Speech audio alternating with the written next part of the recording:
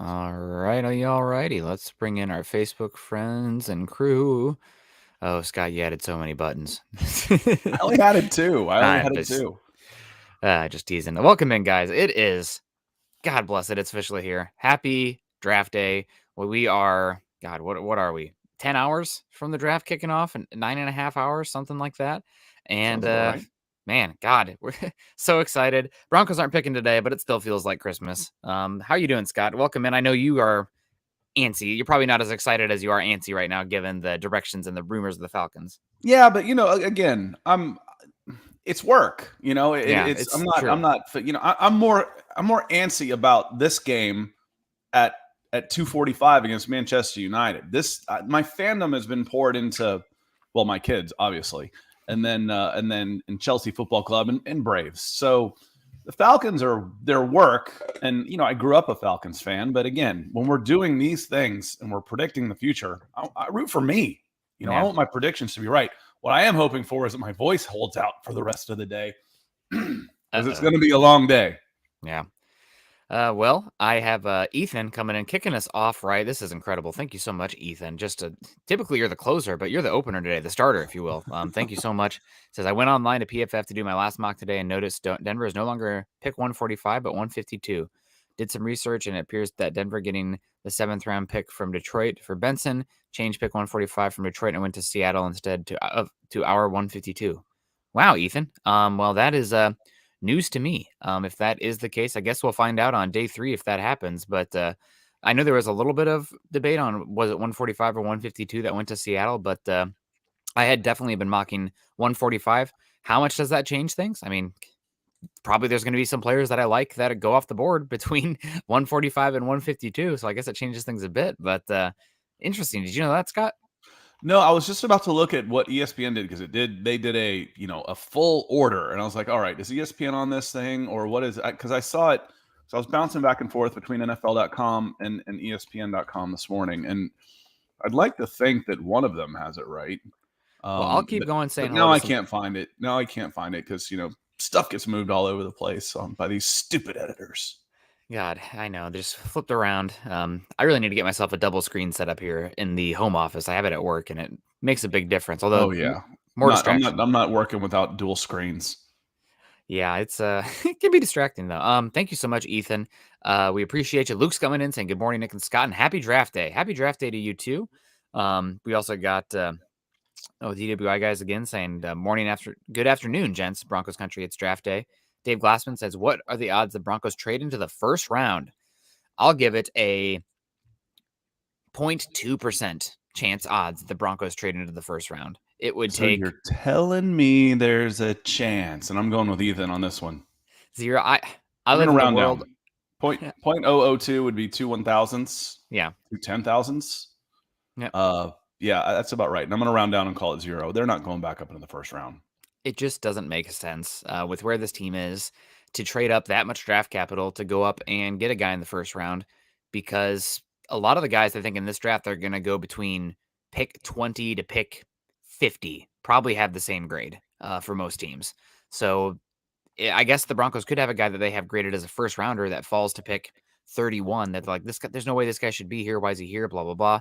And then they move up and get him. But with where the Broncos are at in the team building phase, with only having, I think, $12 million in cap space next season, obviously they can get a bunch more moving on from Graham Glasgow, Ronald Darby, but still not a lot before they pay Russell Wilson. And then you have decisions on Dalton Reisner, on Draymond Jones, on Bradley Chubb. You need draft picks. You need those cheap, cost-controlled guys to fill out your roster. And hopefully some of them become starters, cheap starters for you, because your roster math changes. It's not the Drew Lock, we're paying our quarterback $2 million. You're going to be paying Russell Wilson $50 million. So things change. You're going to need your draft picks. Well, and the other part of that is I think some of the signal tells me that the owners expect the salary cap to go up.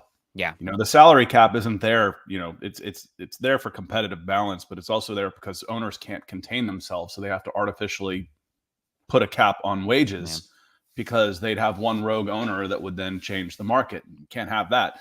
Because the owners can't control their spending, they have to put mechanisms in place that will control their spending. And this tells me that they think that their mechanism to control their spending will rise in the near future as well. So hopefully these contracts won't be, I don't like seeing 20% of a cap going to one player. It's disproportional. I don't care if it's a quarterback or not. So I think as the salaries increase that we see these, I think it's also a sign that the cap is going to increase soon as the next television deal comes up. And looking at, I found it on ESPN. It's actually like rounds. So it wasn't that hard to find, just buried in other stories. They have, and Ethan's ahead of it as usual, they have the Broncos at 152 and they have the Seahawks at 145. And he gave us the explanation why right here with this bright red, awesome super chat. Yeah, awesome. Thank you so much, Ethan. Thanks for staying ahead of it.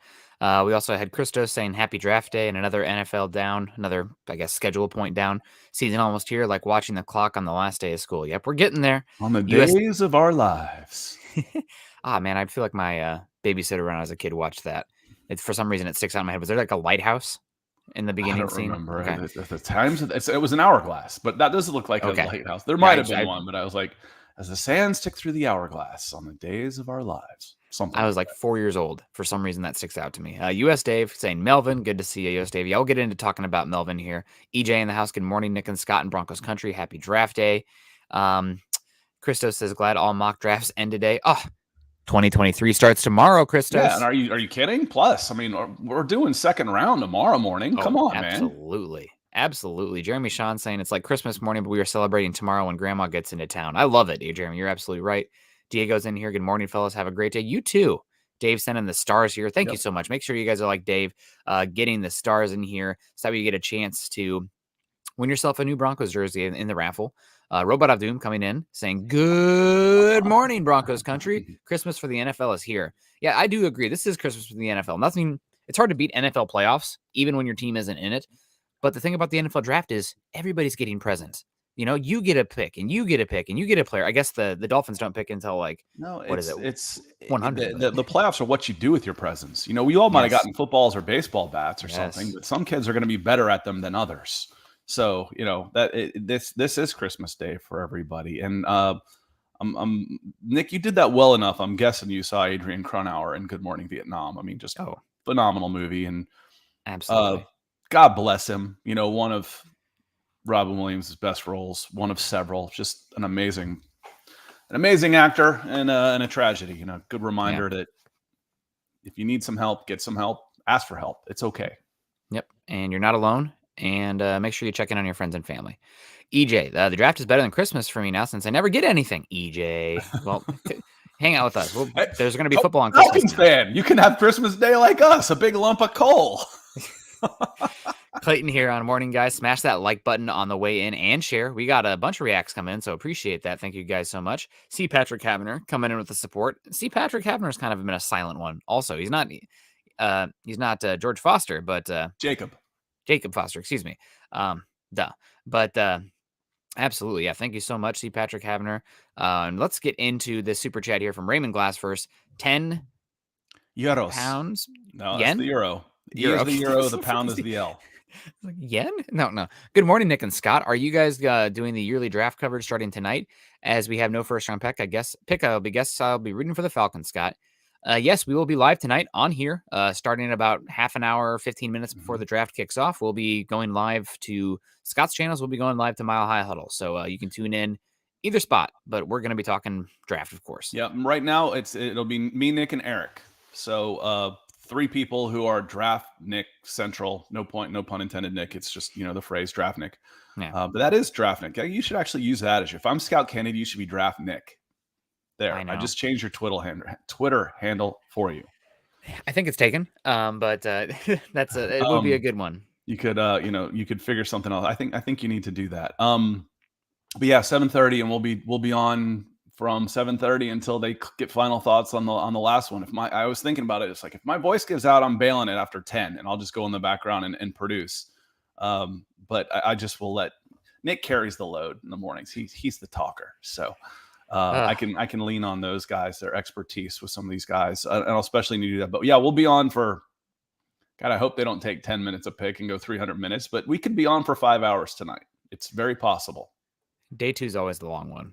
Even though the clock's shorter, I mean, all the picks getting in there. So Yeah, thank you so much for the And support, thanks, Raymond Raymond. Glass. And it really is, man. You guys are killing it today. Thank you so much.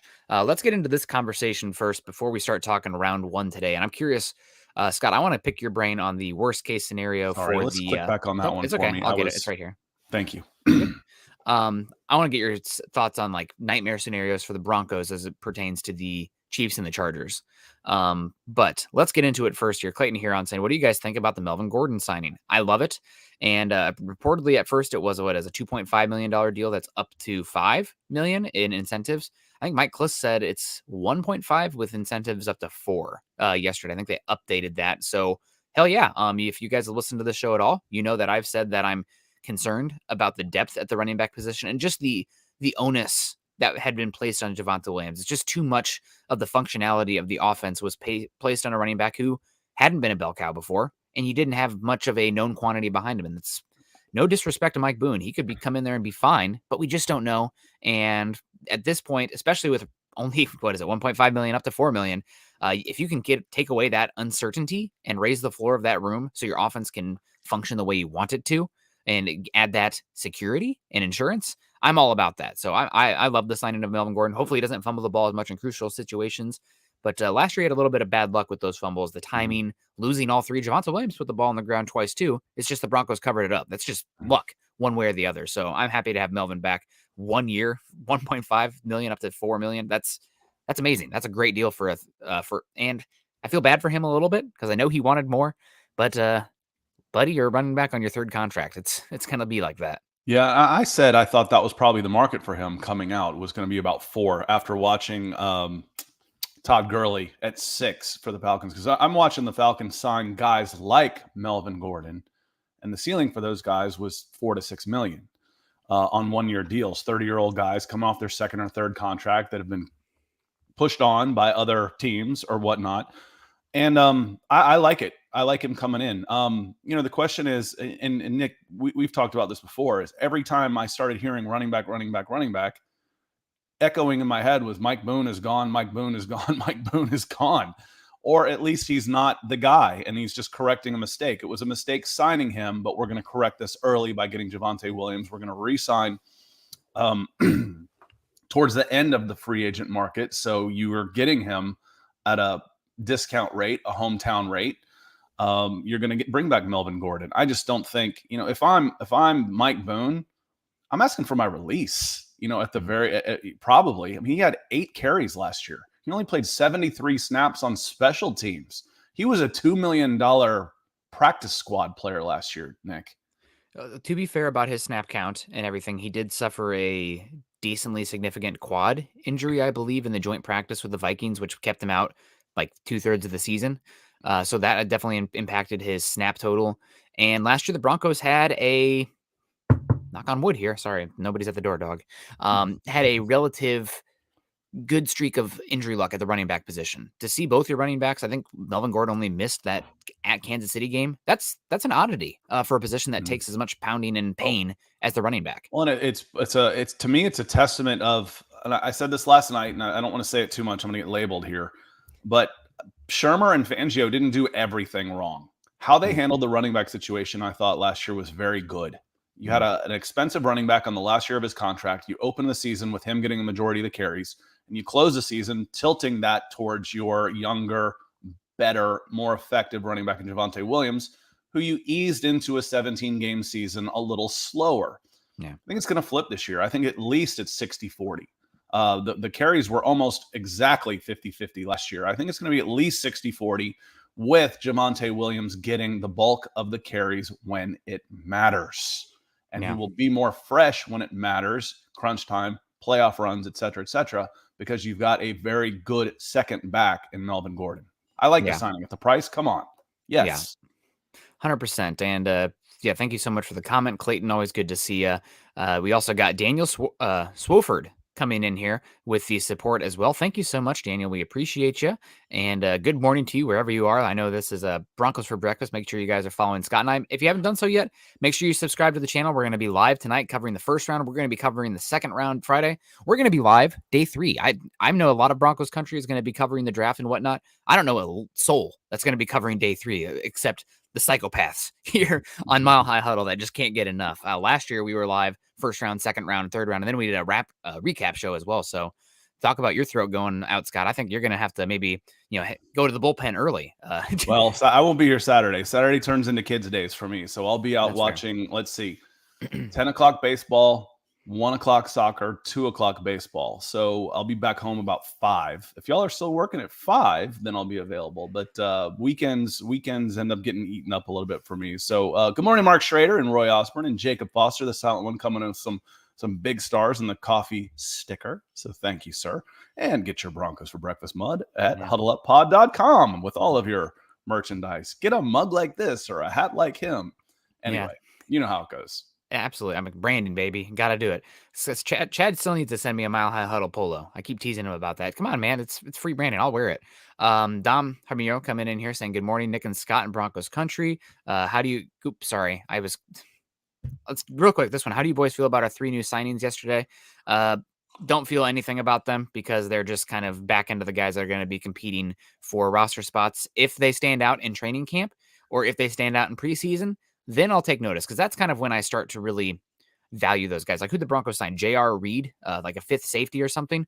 I want to be looking out for J.R. Reed, 3rd or 4th quarter in the preseason games. And I'm going to keep my ear to the ground to hear if there's any buzz. But for a lot of these guys, they're trying to get to the 90, right? And not just the 50. I mean, what do you have? You might know the number, but I mean, what is during the course of the 365-day season, what is the highest amount of roster spots you're allowed to have, including practice squads? So like 100?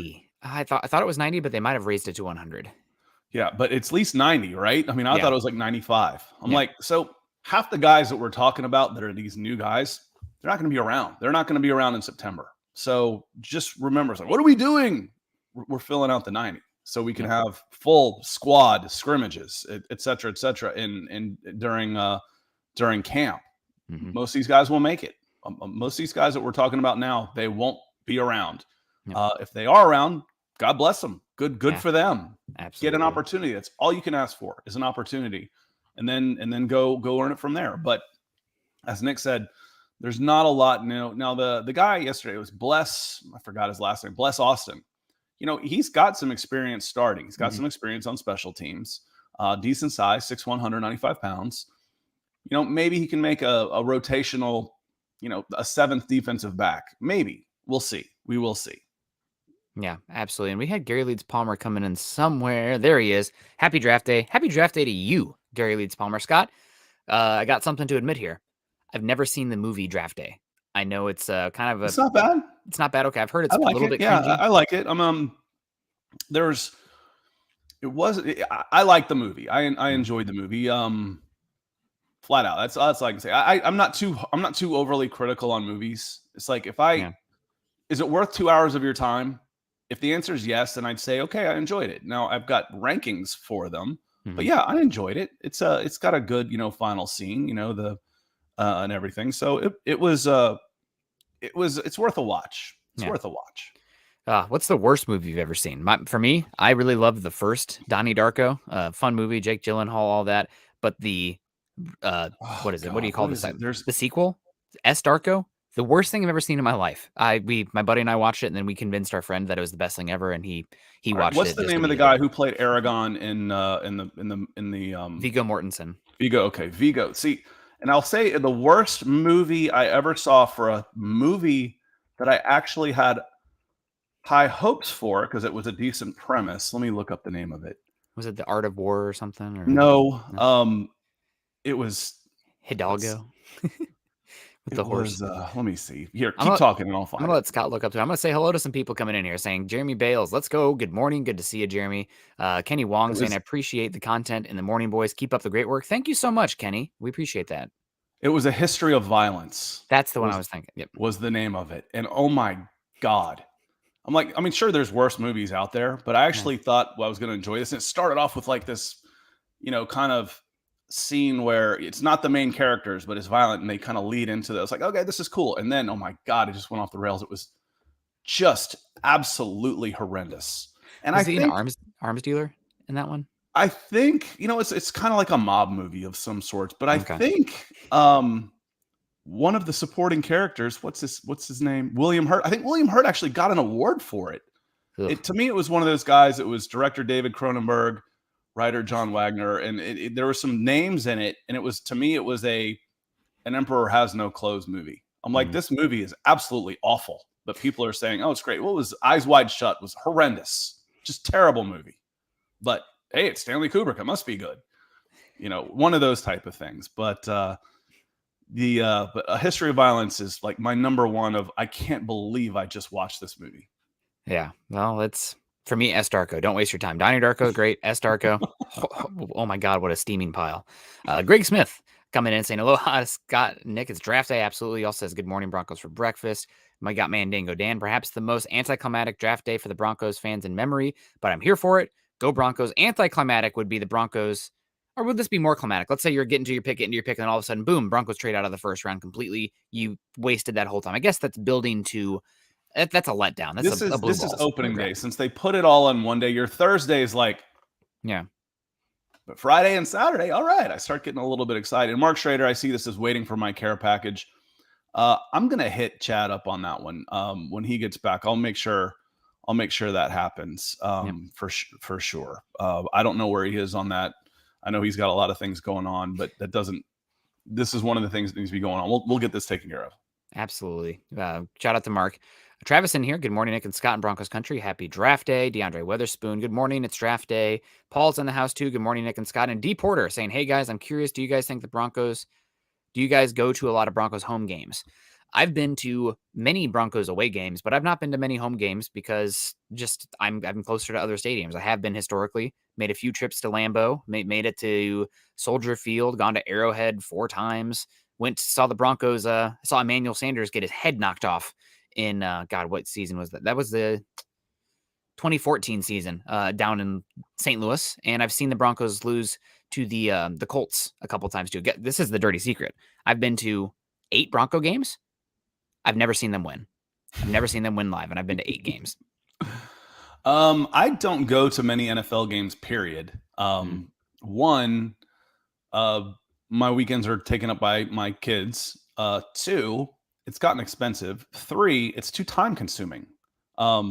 It's, I don't have 6 to 8 hours to pour into one event. College is even worse. But I have Atlanta United season tickets. I've quit going to that because they've doubled the prices. But those are 90 minutes in and out. 3-4 hours. I'm home by a decent hour, and it's not eating up my entire Sunday. But I've got other stuff going on to go to games where I'd rather sit home and watch it on a big screen and be able to watch multiple things at once. So I didn't go to many college games either because I'd watch 10 games. Yeah. When you make a commitment to a game, that's the only game you're really going to be able to watch. And I've been a fan of everything where I'd sit down and watch 10 games. So I don't remember the last NFL game I went to. It may have been Atlanta at Oakland in 2008. Might have been the last NFL game I went to. I went to the Broncos losing to the Rams, the game when Bradley Chubb had like 2.5 sacks against Andrew Whitworth. It was a great game. A lot of fun. Hello to Paul. Good to see you, Paul. Roy Osborne in the house too. Good morning, Nick and Scott. Happy draft day. Juan Gonzalez in the house. Good morning, Nick and Scott. Happy draft weekend, Broncos country around the world. Thoughts on the Broncos taking Christian Harris, Jamie Ruckert, Kevin Austin Jr., Max Mitchell, and Donovan West? The ones that stick out to me here that I really like are I love Kevin Austin Jr. Went back to his tape. He dealt with a foot injury at Notre Dame. He also dealt with some breaking of team rules early in his career. And I know Notre Dame has a little bit more strict demands of their players than other programs. So not sure the specifics there, but he is a 6'2", 205-pound player who had like 95th percentile, 90th percentile jumps and ran a really good 40 and very physical at the catch point, very good blocker. I wish he was a little bit better in the yak department, but I think there's a lot of developmental meat on the bone with Kevin Austin Jr. He's one of my favorite players. And Jeremy Ruckert, I've loved Jeremy Ruckert since, last year because Justin Fields hitting him up the seam was a work of art. But I really like Ruckert. I wouldn't take him day 2 just because I like a lot of these tight ends there. I'm probably going to sit on my hands until those 2 4th-round picks. But I guess if they took him at 96, I could talk myself into it because he's a very good blocker and can make some tough catches. And I know you said you like Kevin Austin Jr. and Christian Harris is a good linebacker. Max Mitchell, I'm not a huge fan of. 6th round or later, and okay, I can see it. And Donovan West is a guy that shows up a lot on the PFF rankings, and we pass him every time. They're too high on him. I think they have him like middle of the 3rd round, and I wouldn't take him till the middle of like the 4th round or early 5th. So is what it is. We got Mark saying, I really like what Scott said about possibly waiting until next year for running back space out the cheaper contracts. I think I said that yesterday. That sounds like a Nick thing to me. I would absolutely agree with it. Again, you don't need a running back this year now. And I think one of the things that Zach pushed back on last year is he's a fan of Javonte. He thinks Javonte will be around for a decade, not 4 years, maybe a second contract. We'll see. If you hold him down to 200 and 250 carries a season, you can get him into a second contract, but then you don't want to pay him like a 400 carry guy, and someone might want to do that. Yeah, I am. You lease running backs, you don't buy them, unfortunately. But that was me, Mark. Come on, the brilliance is coming mostly from over there, so I get why you're doing that. But sometimes, I kind of comatose myself into saying something intelligent. He's got the looks, I've got the brains. Let's make us some money. That's there we go. An old 80s song, I think. I don't think if I have the looks either. Pet Shop Boys or somebody like that. A little bit before my time there, Scott. The first music I remember is, now 5, dating back, but now 4 actually. I stopped listening to music after like 2000. So my idea of new is like a 10-year-old Disturbed album. I'm on the totally different wavelength with music. I've been on a Steven and Garfunkel kick recently. That's been my area. Steven and Garfunkel. Simon, excuse me. Jesus. God, I'm like, yeah, that's old. Speaking, that's my parents' age. Yeah, that's boomer music, and I'm like, Steven, is this new? Maybe this is double cellos or something. What the hell is he talking about? Simon and Garfunkel, excuse me. I'm also going to see Paul McCartney next Tuesday, so that'll be great too. Talking about your parents' music. Daniel coming in saying, "Good morning, guys. Starting the morning with some Broncos for breakfast, then draft day. Can't wait for tonight. Merry draft day, Merry Draftmas. A lot of fun here. We got I think Twitter Hander is the best name ever. I don't know that. Oh, Twitter handle. Okay, for sure. I get you. And we got CC's in the house. Good morning to you. Eddie saying, how's our tight end room looking like? Broncos are probably going to add a tight end at some point in the draft, but don't forget they did work out Kyle Rudolph, and he has not been signed yet. So let's say the Broncos, for some reason, don't take a tight end in the first, 120 picks. Then they can easily go back and get Kyle Rudolph for, what is it, a 1 year, $3 million contract with some incentives in it, or a 1 year, $2 million contract with incentives up to 4. That would make a lot of sense. The tight end room isn't looking amazing, but I don't think it's a super valuable position. Like, are we debating how the Broncos long snappers competition is looking? It's not to that extent, but I just don't think it's that valuable of a position with this offense. And it's not just because Russell Wilson doesn't historically utilize the tight end to a high volume. Neither did the Packers with Nathaniel Hackett. I mean, Robert Tonyan was essentially a red zone only option. That's why he had like 10 touchdowns, but only like 20 catches or something crazy. And Mercedes Lewis was utilized as a de facto 6 offensive lineman, just not high volume position in Nathaniel Hackett's offense with Aaron Rodgers. And Russell Wilson doesn't use it either. So I just think it's very much an overblown position. And if there wasn't Trey McBride sitting there, the local kid, we would not be talking about it nearly as much. I think it was Mel Kiper had Trey McBride in the first.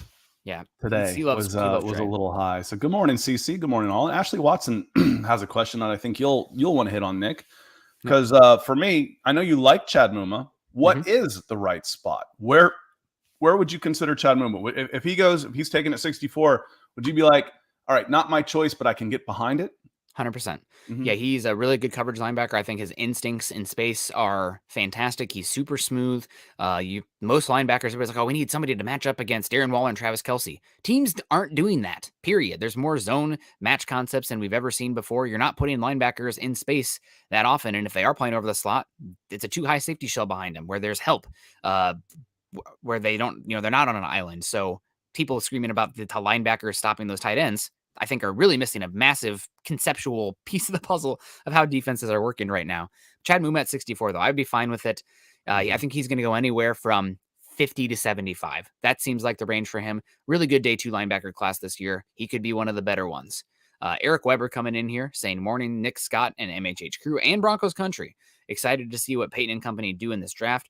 Are any of the 3 recent ads in Bless Austin anything more than camp bodies practice squad? I know Blesson has had some play here and there, he definitely could make the roster. And this is one of those ones where, ask me again after the draft. If the Broncos use 2 picks, let's say their second rounder on a cornerback and then a 5th rounder on a cornerback, Austin, I think, has a harder chance to make the roster. But if they walk away with only one and it's in the 6th round, then a better chance. But we'll see. This is, again, just filling out those interesting back end of the roster camp battle spots that we'll see with these guys. Yeah, I mentioned Bless earlier too, Eric, just because he's got some starting experience. He's got like 17, 18 starts in the last 2-3 seasons. Didn't start much last year. What was he with the Seahawks last year? He was a Jets draft pick. Fell a little bit out of Rutgers because of a bad pro day, but then ran faster his second go around. So bounced on and off the injury list for one reason or another in his career. So he's got a chance. He could add some depth and could make a roster. Could make a roster. Absolutely. We also got Edward in the house. Good morning, Nick and Scott in Broncos Country. And we got Michaela coming in. If they give Melvin the ball at big moments, I'll have a heart attack. I can't handle it. Yeah, I think that's a little bit... I think it's circumstance. It's such a small sample size. He does need to protect the ball better, but historically, I think his rookie year, he dropped it a lot, or his sophomore year in the NFL. But then he corrected it a bit. So I'm guessing this year is going to be a correction season for a Melvin Gordon. He's only 30. It's about time for, old dogs. But no, I swear, I feel like it's like karma. Everybody's thinking the same thing when he touches the ball. And it's not, he could take this to the house. It's don't fumble. 80,000 people sending that vibe one way. And what happens? The ball just pops out. I mean, something's going on out there. Yeah.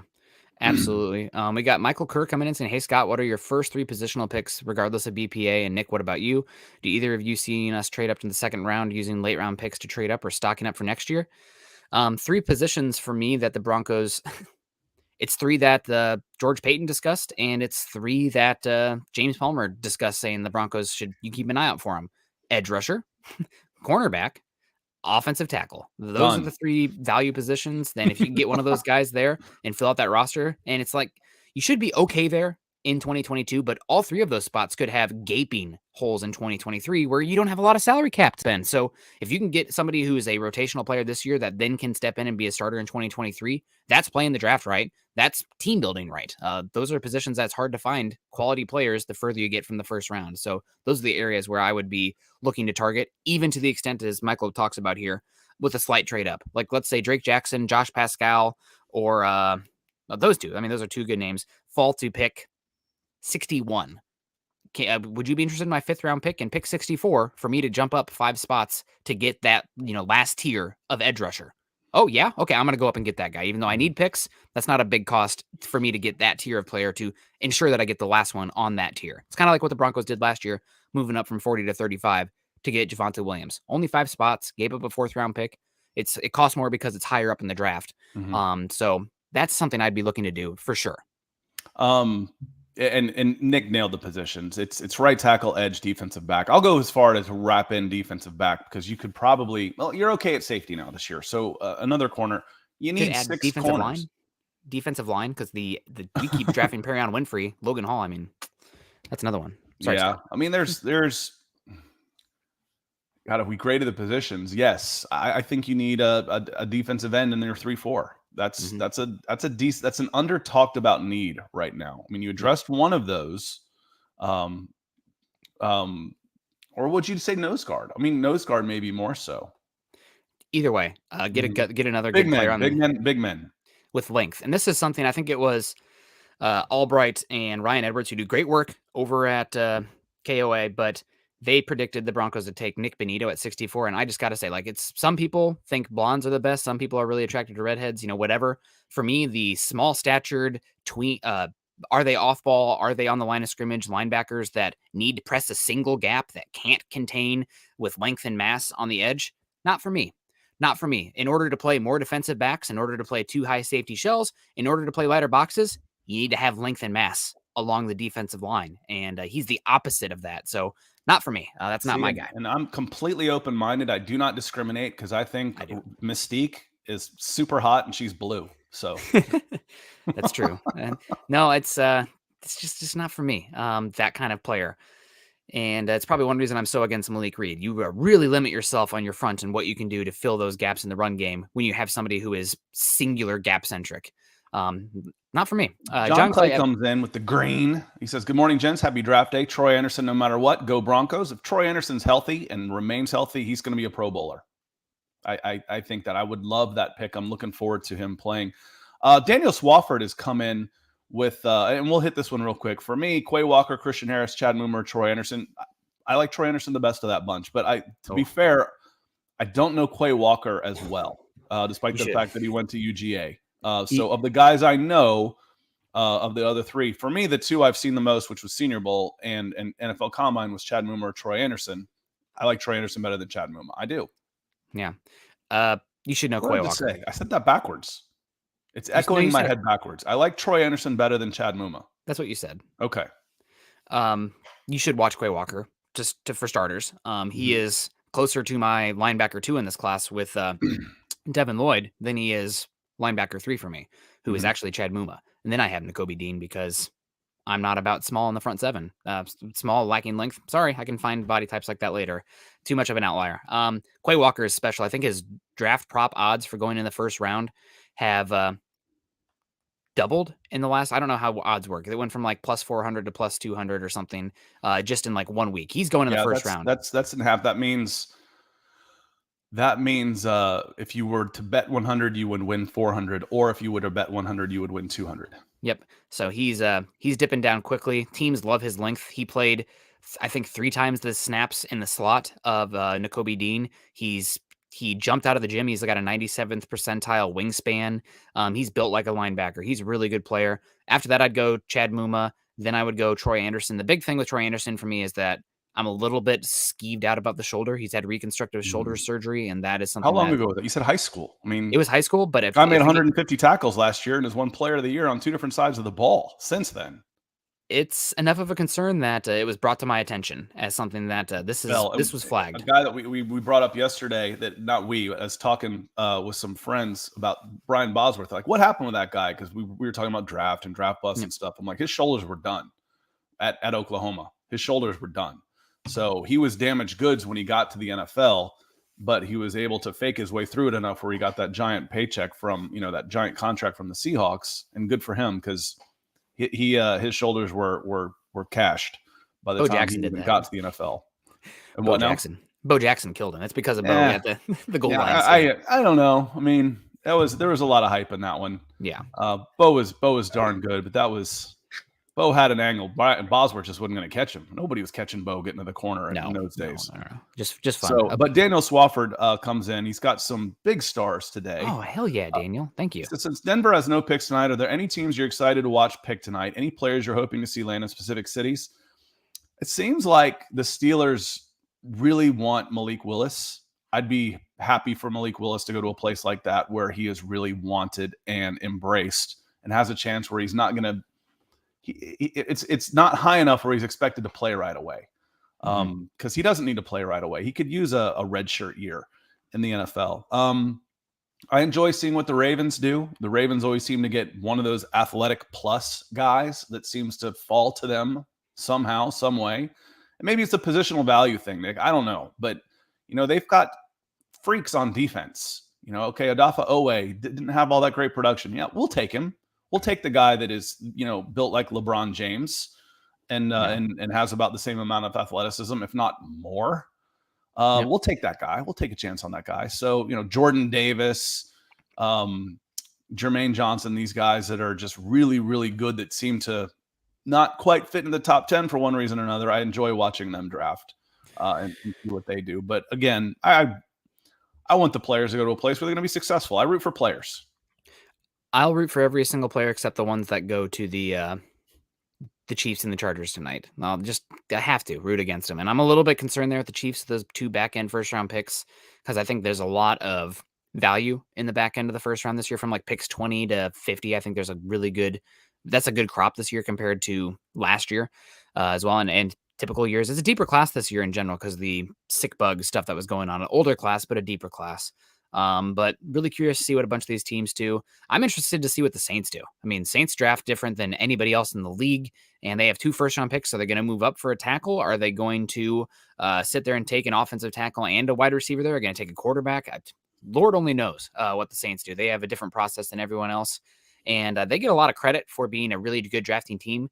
I think they're living a little bit off of their 2017 class right now that had, Ryan Ramczyk, Marshawn Lattimore, their nose tackle, who's incredible too. They had a couple of it. Marcus Williams was in that class too. That was a hell of a draft class by the Saints. We'll see if they can keep that up. Chad Beach coming in with some big stars. Says good morning, football priest. Hell yeah. That's not us. They do call me the deacon though. I will not, as an honorary like half priest or something below. They call me the deacon. I'm not gonna call myself that. I'll be the demon to your deacon. Yeah. Haven't caught a live for a minute. Been busy with my son's baseball league. I agreed to produce at 8:00 when I stopped coaching baseball because it does take a lot of time. And it's very satisfying helping coach his team. So congratulations. And I think everybody should take a turn as a rec coach and an official, either an umpire, linesman, whatever you want to call it. If you're watching rec sports, take a chance out there and referee a game, 1 or 2, and you'll learn a lot. Hope we kill this draft with our picks this weekend. Also, good morning, Broncos country. It's not the worst draft in the world to not be in the first round. Having those multiple picks in the middle rounds, the strengths of this draft are rounds 2, 3, and 4, in my opinion. Yep. So got lots of picks in 2, 3, and 4. So you should be able to come out of this with impact players. You should be able to come out of this with several impact players. Maybe not quite like last year because your roster's better but the system's different. So we'll see. But last year was a pretty amazing draft. Yeah. And Chad coming in saying soccer talk is why I can't watch the show every day. I don't even remember talking soccer today. Oh, I think I said that, I'm more worried about Chelsea playing Manchester United than I am about what the Atlanta Falcons draft. That may have taken up 15 seconds. Well, now it's 30 seconds, Chad. Mm-hmm. Ha ha ha. No, okay. Before we get into our talk about, we're going to do another mock because why not? But Scott, I want to talk to you a little bit about, so the Broncos aren't picking in the first round. The Raiders aren't picking in the first round, but the Chiefs have 2 picks and the Chargers have a pick there at 17. I think the Chiefs are 27 and 28, something like that. So I'm curious, what is your picks that you would absolutely hate for these players to go to those spots, or ones that I guess you don't hate because you're just analyzing, but ones that would be fantastic picks for how you perceive those teams, and therefore Broncos country should hate because we want those guys picking busts. Yeah, I mean, frankly, I don't know the team's needs as much as I know the players. So if they're getting good players, then it'll be okay. That's when you start wondering, like, was Landon Dickerson, was that the best pick for the Raiders last year? No, it wasn't. It turned out that he ended up hurting. They moved him to guard. Alex Leatherwood. I'm sorry. Yep. Dickerson was the center. He went to the Eagles. Yep. Yeah, he was the center. Sorry, Leatherwood. They took him as a tackle. There was talk early that they reached. That was a reach, and they moved him to guard, and he wasn't very good. So if you're getting good players, you're going to be okay. As far as they don't need this guy. You always need good players. So there are guys in this group that I think are overrated. Zion Johnson, I don't think he belongs in the first round. And if whoever takes him in the first round tonight, that's what I'm going to say. I would say this is a reach. He cross-trained at center and guard. I don't think he was great at center. I haven't seen him as much at guard where he might be, but he was getting overpowered. I don't want my 6'3" guy built like a brick house getting pushed backwards. That's why I have guards. I need guys that can squat at house and bench press a piano. So Zion Johnson's a guy in there that I'm not overly high on. Yeah, apparently he's brilliant, super duper smart. So that really matters for the center position. Center's intelligence is probably one of the key things for that position. That's why you don't have amazing roster numbers. I did an article about the world's Broncos. Smartest chicken is still going to get killed by the world's dumbest lion. That was a show. I forgot the name of the show, but it was about this group of gifted kids, and they're like, we're gonna beat the Jogs. We're gonna beat them with our strategy and brains, and they went out and got killed. They're like, some people are just better at dumb things. The world's group of dumbest chickens put in a cage their smartest chickens is still gonna get beat by the dumbest lions. So I don't care how smart you are if you're getting overpowered. Yeah. There's a line, of course, but the center position, I mean, if you go back and look at Rodney Hudson's testing numbers, they are freaking dreadful, but he's been one of the best centers in football the last 15, 20 years. Alex Mack can't move that well anymore, but Kyle Shanahan made a decision that I'm never going to run an offensive line again in my life without Alex Mack. He's been following him everywhere. So intelligence at that position really does matter. Athleticism, nice, depends on the scheme, but you really got to know your stuff as a center. Getting into it though, so for me, the Chargers are picking at pick 17, I believe. I have two players that I think I would just curl up and cry. You'd see me kind of go blank face if this one got announced there for that pick 17. And for me, one of the picks at 17, if he fell there, would be Jameson Williams, wide receiver from Alabama, going to the Chargers. There's been a lot of hype this last week that Jameson Williams is actually going to go higher. I think his floor is 8 honest to God. One of those guys. Let me see who it was. Someone had him. Daniel Jeremiah has him number 8 to the Falcons. Yeah, well, I hope that's the case. And because they can afford to wait, and he's going to suck. I mean, and they're going to suck because he's hurt. Well, he's not like he's kind of got similar speed to Henry Ruggs, but he's far more physical than Henry Ruggs is. And I think he'd have gone, honest to God, we might be talking about him at 3 through 8 if he hadn't gotten injured. Falls down the board a bit because of the injury. And I would cry if he went to the Chargers, because you add him to Justin Herbert's incredible down the field arm and how much he complements Keenan Allen and Mike Williams. I mean, talk about totally different types of receivers there in Keenan Allen, Mike Williams, and Jameson Williams. That would, I think, unlock that Chargers offense to a level that would be hard for me to handle over the next few seasons. It would really tick me off. The other one there at 17 that would make me very upset if the Chargers went this way is if Jordan Davis fell there. I know they paid Austin Johnson. I know they brought in Sebastian Joseph Day, but Brandon Staley is one of the key disciples, the key tenants of the I'm going to play big, thick, long, gap and a halfing offensive lineman because the linebackers don't mean bleep in today's NFL. And hyperbole there, but I'm gonna want to play as much too high as I can, as many light boxes as possible. And in order to do that, I need strength and mass and length along the defensive front. And Jordan Davis, what he would do there to free up Joey Bosa, Khalil Mack, and all those other guys, Derwin James playing cleaner on that second level. I would hate that so much. I would hate that so much. So those are the two for me at the Chargers that I'm revolting. I regret. The player that one of those are going to get is Nakobe Dean, because you don't like linebackers, and he's just going to terrorize you for a decade. You know what? Last time I felt this emboldened. Nakobe Dean's a totally different player than this guy, but the Chargers trading up in the first round to get Kenneth Murray, I'm still laughing about that. And Thank you. Yeah, what idiots, fools. No, God, dog chasing cars out there. Nakobe Dean's a lot different than that type of player. But I said when that draft happens, like, listen, trading up for Kenneth Murray for a linebacker and giving up all that capital to go get an off-ball linebacker is stupid. But if Justin Herbert hits, it doesn't matter at all. It doesn't mean anything because they got the franchise quarterback. So it is what it is. Yeah. Nick is revolting, and he stinks on eyes. I don't know if this is to me. US Dave, that hurts. I don't know if that's true. I think you might be talking about Kenneth Murray. He's bad. Kenneth Murray is terrible. Okay, so the Chiefs now. Who do you think about the Chiefs being terrible picks there for the Broncos if they went that guy? I'm going to throw out one here. It's my guy. It's my favorite guy in the whole class, honestly. It's Daxton Hill. I really hope that Daxton Hill doesn't go there. I've heard that Daxton Hill could go as high as 14 to the Ravens. They're looking for a defensive back that can play cornerback. So that's a name to look out for there. But if Daxton Hill falls to the Chiefs, I'm probably going to have to go take a lap.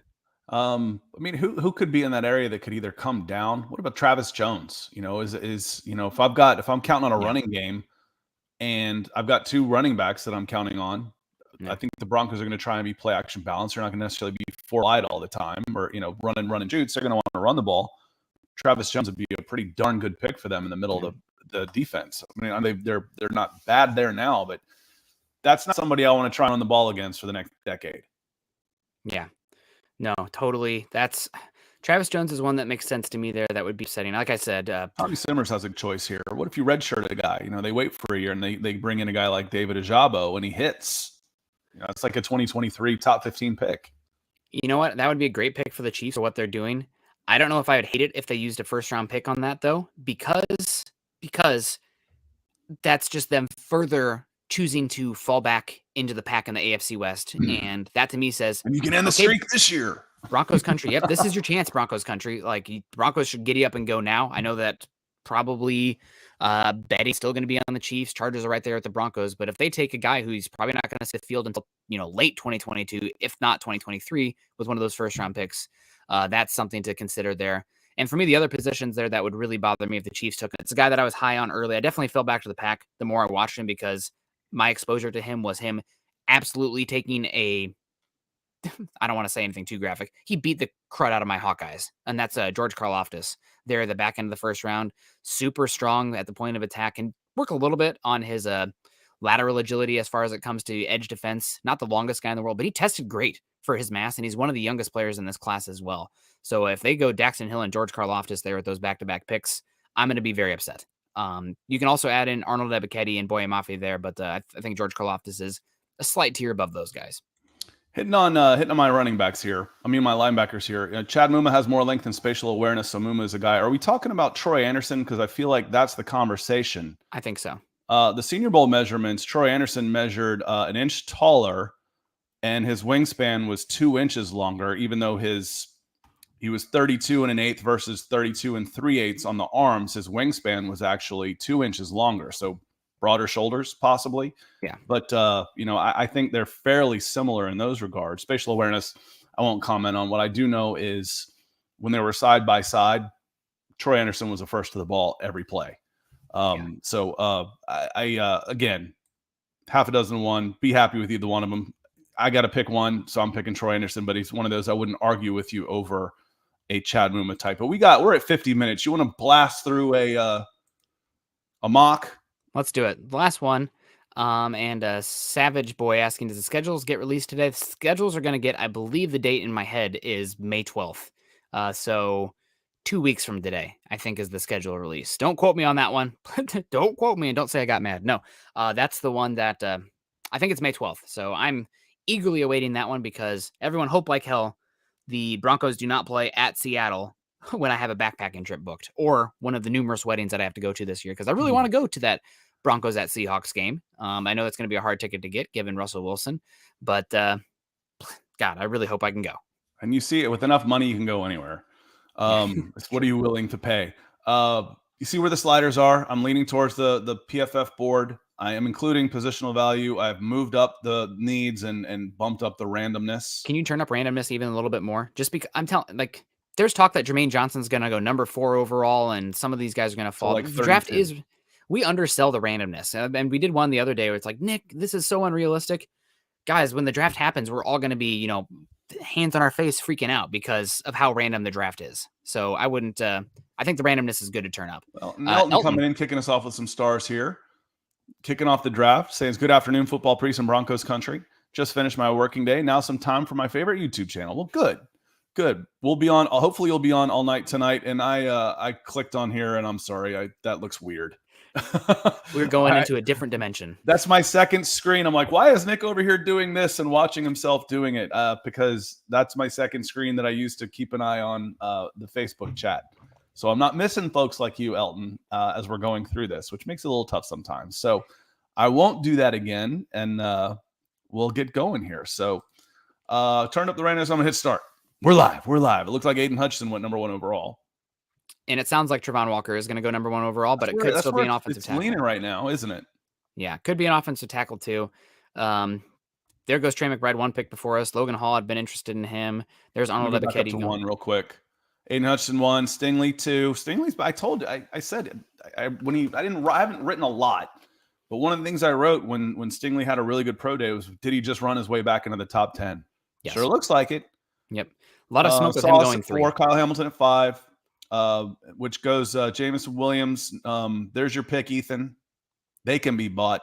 I couldn't be bought yesterday, but they were bought. And last night we finished and said, what is your best case scenario? Realistic for me, a realistic best case scenario for the Denver Broncos at 64. And for me, it was this guy right here.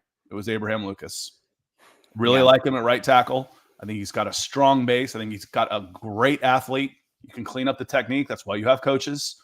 What you can't do is it is hard to coach up 6'6", 315 with a 4'9", 40 and a strong core. That is hard to coach. So I would go Abraham Lucas in this spot. Could you scroll up to like pick 50 on down? Because this is the area where I think sorry. Here we go. You're going to start to see the Broncos maybe make some calls there.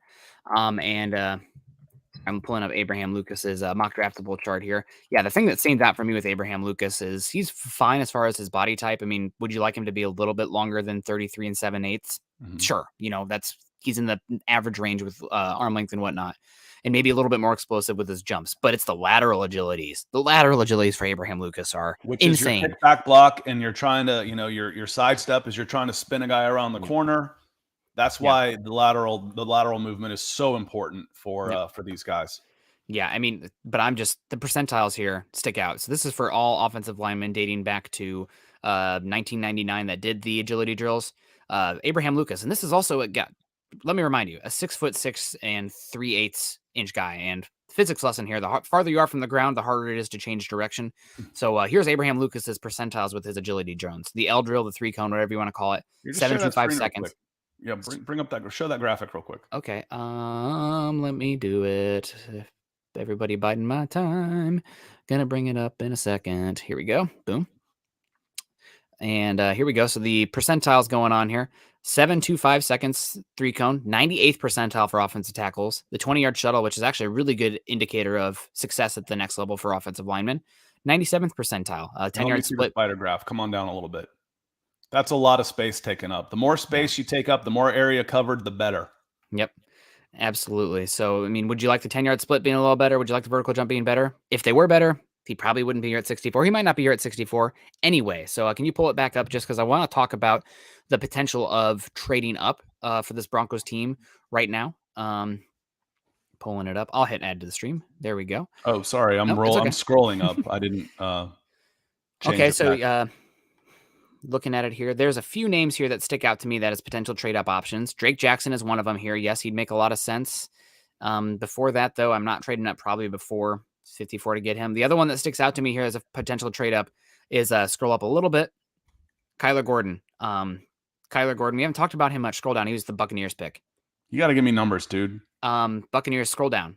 It's right there. Yep, 60. There it is, 60. 60, thank you. I just saw the name and the team. Kyler Gordon, he's one that there's talk that he could go as high as 17 overall to the Chargers. A lot of teams love his physicality and his length and his fluidity. He's an extremely good tackler and would be great for an off-coverage scheme, kind of that safety, cornerback, nickel hybrid. So shout out to Kyler Gordon. If he was falling down the board here, I might make the call to move up. Because I think he'd be perfect for this scheme. And what is that going to cost you to move up? A 5th round pick from 64 to 60? I'd be interested there. So how this one played out, first off, I'm calling the Detroit Lions saying, hey, you see Matt Corral right here? I know you want him. I know you want to come up and get a quarterback, but 66 and just give us a 2023 5th round pick. The 6th round, 5th round, yes, fine. Give us a 5th and we'll give you a 7th. How's that sound? Good? Deal? Awesome. Because then you can pick from Troy Anderson or Abraham Lucas. I'd be fine with either of those guys here enough. In this one, though, positional value, the way the board stacks up, I think you want to go with that position. Okay, so now I can go Troy Anderson again. I'm going to bang the table here for Cam Taylor-Britt. Yeah, that's fine. That's my guy. Corner. Yep, cornerback's the only need remaining on this roster. Cam Taylor-Britt might go in the middle of the 2nd round, and he is a very good fit. We just talked about how the kind of safety cornerback off-coverage hybrid would be a great fit for the Broncos. I'm all about it. So now we're on the board here with the Broncos. We have taken an offensive tackle. We have taken a I like D'Angelo Malone in this spot. D'Angelo Malone does stick out. Jelani Woods is there. You could use a second tight end. Could use a second tight end. I think I might wait until the 2nd round. Might risk Braxton Jones still being there with my next pick, or I could go. We took a tackle, but this would be, to me, Abraham Lucas can come in and play right away. Yep. And Braxton Jones could be a guy to hedge against Garrett Bowles in a couple of years in his big contract. I might play the value game a little bit lower and wait on Dare Rosenthal, who I'm a big fan of. I do. That's a good call. Let's scroll up a little bit. There's too many tight ends left that I still like. But I think you are 100% correct in your evaluation that this is an area where you need to take an edge. And I am between. I don't think we've talked enough about Dominique Robertson, but if you'd rather Doug Malone, I like D'Angelo Malone a little bit better than Robertson. Something about him. It's a gut feeling for me. Just watching them move that Malone just had a little more bounce to him. Okay, well I don't think we've mocked Doug Malone to the Broncos a single time. And I see that. What were there here? I'll get rid of this because it's hard to see. I'll bring it over on this screen. Edge, D'Angelo Malone, 6'3", 243. That doesn't really tell you much. And then Robertson, Dominique Robinson of Miami, Ohio, was 6'5", 253. So he's a little bit bigger. 4.72 on the 40, a 41-inch vertical. So he's got it in him. He might just need some technique to drop that into the 4.5s. with a little And bit he's a of weird player because he technique. played quarterback. He switched over to offensive line from quarterback. Could be interesting. Wide receiver, quarterback to wide receiver to edge in 2020. I'm not passing Jelani Woods at 115, 116. No, yep. I'm fine with taking Jelani Woods here. This is the tight end game. I'm just curious. Would you go to the tight end position? Yeah. Just because I want to. This is everybody's screaming about the tight end. You still got Jeremy Ruckert here. I bet you Cade Otton is still here too. You still got Yep. Daniel Bellinger. You've got Okawanko, who the Broncos brought in for a visit. I like Jake Ferguson.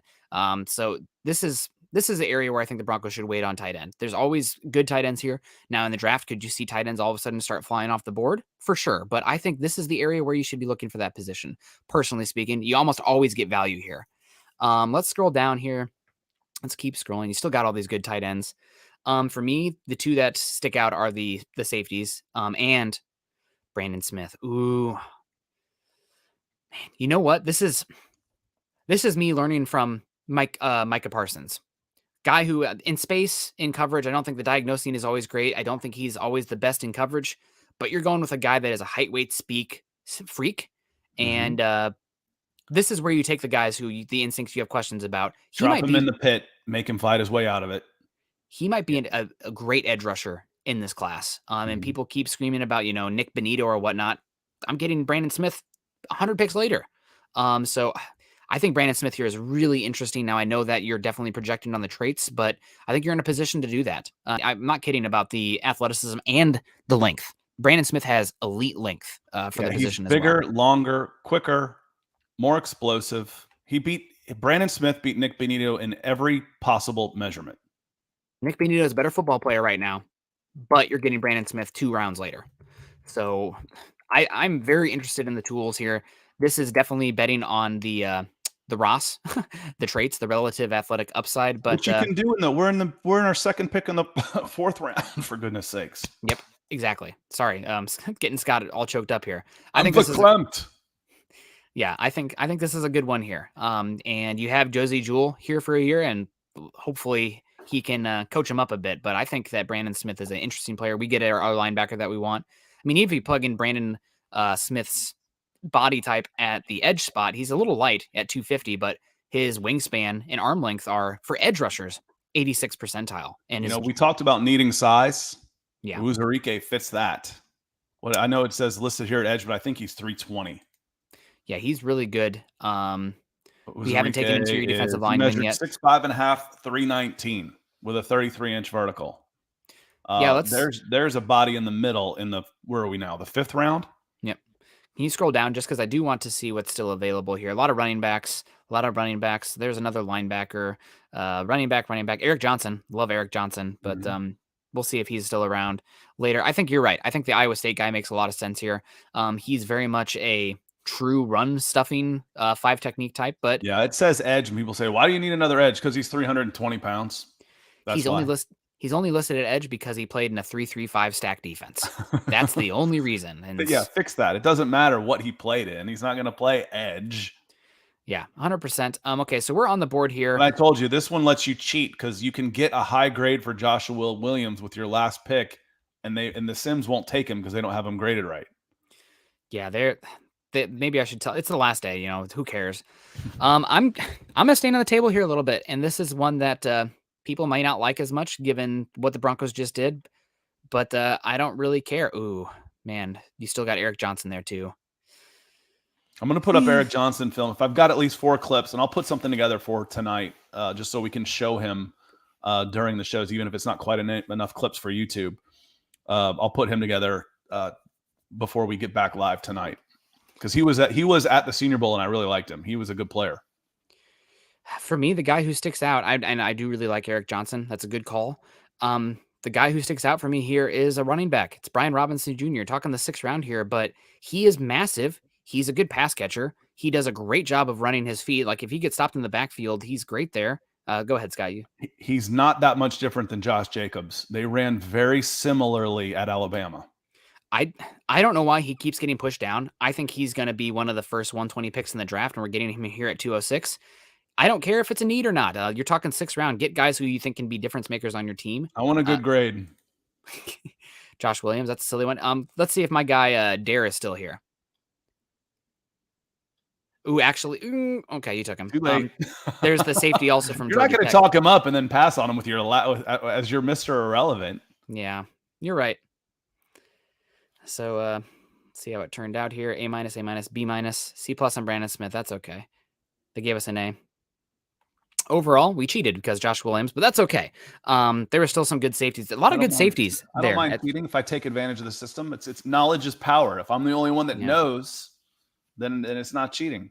That's called doing your homework. Absolutely. Well, this worked out about as well as we could have hoped. I do think that, I have my heart a little bit set on edge there at pick 64. I'm really hoping that one of the ones fall to within range the Broncos can strike, but this worked out about as well as you could hope. I don't know if the carbonation's all that good for you to get Jewel for a friend of mine is named Jason Jewel, for Josie Jewel for a Coke machine. So I'm not sure that's the best trade. That might be, you might be not getting enough back on that. Maybe Powerade. They're made by Coca-Cola, so at least a Powerade machine. Yeah, no, that's an interesting one. So I really like this, and we added some weapons and length. We didn't cheat. We chose not to be dumb. Yeah, it's a little bit late in the game for them to fix this, but I think overall we did a pretty good job. Look at the first 3 picks here, positions of value. Hopefully all 3 of these guys are starters in 2023 on very cheap cost-controlled deals, which helps your roster. Very valuable. And then after that, we just started to go with athletic specimens with some sort of physical traits that stand out. Jelani Woods, could be a very good scheme fit. End up being a very good blocking tight end and a red zone weapon. 115, come on. He's going to be in the league for 10 years. Yeah, he probably. I hate to talk in absolutes. It might not be as a starter, but as a number 2 or 3 tight end, he's going to have a job for a long, long time. And he makes a lot of sense in the Nathaniel Hackett mold of using tight ends, where Robert Tonyan was a red zone guy or a blocker. Not much in between. I think Jelani Woods works out that way as well. Brandon Smith, freak athlete. Ruzurike, incredible length. Brian Robinson, good player. Joshua Williams, great length. And Dare Robinson, Rosenthal, very good athlete as well. So really, this is one of my favorites that we've done, actually. And I think it's actually pretty realistic as well. The one that I think is the biggest wild card here is Brandon Smith, because he really is a physical, athletic freak specimen. Could be a boom or bust. And like I said, I've used this story before, about guys that were soft, and you either you sink or swim. You throw them down on the practice squad and say you got to fight your way out of it. Let's see how long you stay soft. You're taking him in the 4th, so he's not making life-changing money. He's still got to earn it. I want to earn this and go get a contract in 3 years where I can play this, and I've got the athleticism to do it. Now it's up to me. That's not a bad way to be. That's not a bad position to be in. He will get a chance because of the tremendous athleticism he has. Now, what do you want to do with it? Do you want to be a football player or not? So, again, I kind of let's throw him in the crucible and make him fight his way out of it. When he comes out of it, man, he's going to be sharp, real sharp. Yeah. Yeah, and honestly, this is a doubling down on potential edge or covering the slot. Those are areas where he can use a lot of work. He's interesting, man. He's a really interesting player. Just not a quick processor, but put him on the line of scrimmage, go get ball. It's kind of got one job: go get the quarterback. You don't have. That's what you do with athletes who aren't instinctual. Put them on third and 2nd and 15. 3rd and 8, 3rd and 5 or longer. Go get the quarterback. That's your job. I don't care about anything else. That's what you got 10 other guys for. If they want to try and run a screen or do something tricky, chase ball, go get ball. Yep, absolutely. Water boy it. Bobby Boucher. I try and tackle. I see the ball and I tackle that guy. All right. Don't smoke crack. Oh, God. All right, guys. Well, we're going to get on out of here. We're going to be live again in a little bit of time. Answer this question real quick. How is Lucas' hands? I only watched a little bit of him. His hands are okay. There's some tape of, Kayvon Thibodeau beating him. There's tape of Drake Jackson, ghost moving him around the corner. But Abraham Lucas, I think, I don't think his ceiling is actually crazy high, but crazy high floor in this draft. He has 50 starts at right tackle. He's not the most powerful guy at the point of attack, but he moves very well and he's got the length to do it. So I think he's going to be a guy who's probably going to be a solid starter at right tackle in the league. Maybe, slightly below average, but you're talking pick 64. That's a good spot for a position that's highly sought after as the offensive tackle. Yeah, again, crazy high floor. I've got a serviceable right tackle right away. Mm-hmm. Okay, an average NFL guy with the pick 64 pretty much right away. Okay, if I'm average at right tackle, I'm not going to be plus everywhere. If I can be average in some spots and plus at everywhere else, in my skill positions, skill position players for the Denver Broncos are a plus. If I can get average on the OL, I'm going to be pretty darn good. Yeah, And absolutely. 10.5-inch hands, so good size.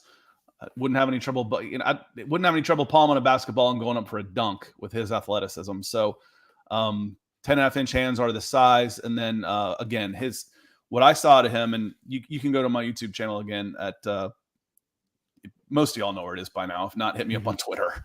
Yeah. His base is so strong. He'll lock onto a guys and they'll rock him back, but they can't knock him over. He's just got such great core strength that I'm a big fan of Lucas. I just think he's got a lot of talent. Yeah, he's your guy, and we'll see what happens tomorrow. Make sure you guys are tuning in. We're going to be live today, covering the whole thing, so it'll be a lot of fun. Follow Scott and I on Twitter. Scott is at Scout Kennedy. I'm at Nick Kendell MHH. Also, make sure you're following us at Huddle Up Pod and at Mile High Huddle. Also at BFB_pod. I need to I'll fix that here. You know what? While you're running down, I'm going to get a link for us. Okay, sounds good. And we'll be live tonight, guys. So make sure you're joining us. Join our Facebook communities at facebook.com/Mile High Huddle Pod and facebook.com/Mile High Huddle. If you haven't done so yet, you listen after the fact or you listen to podcasts in general. I'm a podcast fiend. Did we have a big one come in here? That means holy beans for those of you at home. Oh my God.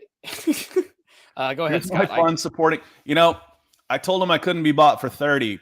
For 300, I'm Jameson Williams, number 8. I'm going to be screaming it tonight. Trade up.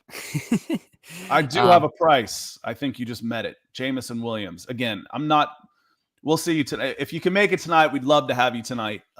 Ethan, I know it's a little bit late. Falcons would probably be picking around, oh God, that'd be about 2:30 in the morning your time. So it might be a little late. Otherwise, I'll talk to you later for Chelsea, Manchester United. Oh, I said soccer again. Sorry.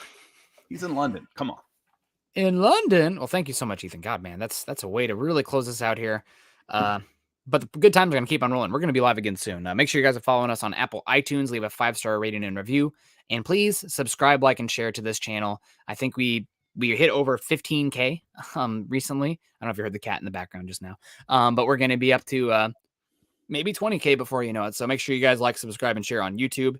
And we're going to see you guys live at 5:40, 5:30, 5:45, something like that today. Before we'll probably be on it 30 minutes before. Well, that's like an hour beforehand for the priests. But yeah, we plan on going live 7:30 Eastern, 5:30 Mountain. Usually ask me final thoughts. I want to hit Porter here real quick. As leading into my final thoughts, says, "Hey, I'm a Chiefs fan, but I live in Colorado. I'm glad you got Russell. Hey, we're all fans of someone. I'll enjoy the discourse. I enjoy speaking with fans from other teams. I enjoy other perspectives. So welcome in, and glad you're here. Just be cordial, be polite, and you're welcome here. Absolutely. Yeah. And again, I can't say it enough, man. You make the show. You make the show. Ethan came in twice. You opened, you closed. Mark Schrader, Jacob Foster.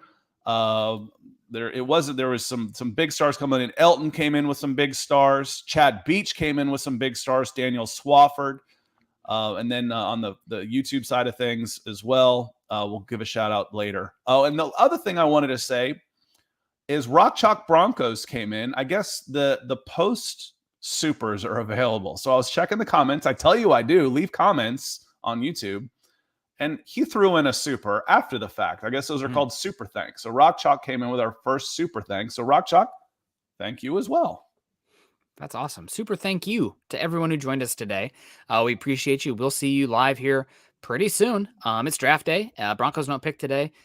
We can't show the Russell Wilson highlights on here because the NFL will ping us because they are monsters, but we love them anyway. So make sure you guys tune in. We're going to have a lot of fun tonight. A very pressure-free first round of the draft for some of us, at least. Scott.